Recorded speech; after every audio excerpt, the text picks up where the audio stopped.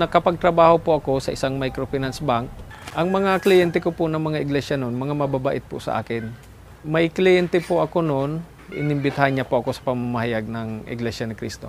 Yung unang invitation po, hindi pa po ako sumama. Pero nitong mga sumunod, nag-isip din po ako, sabi ko mga mabait naman ito sa akin, bakit hindi ko i-try?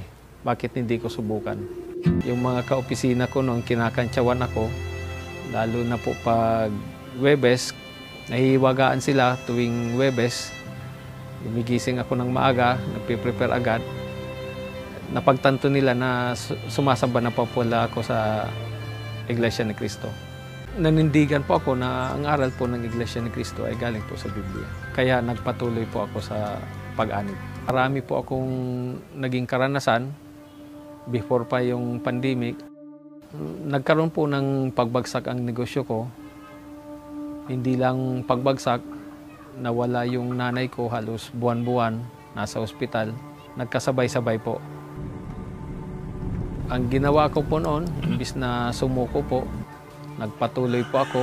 Sa tuwing naalala ko na tayong mga Iglesia ni Cristo, meron tayong Diyos, muli po akong bumangon. Muli pong lumakas ang aking loob.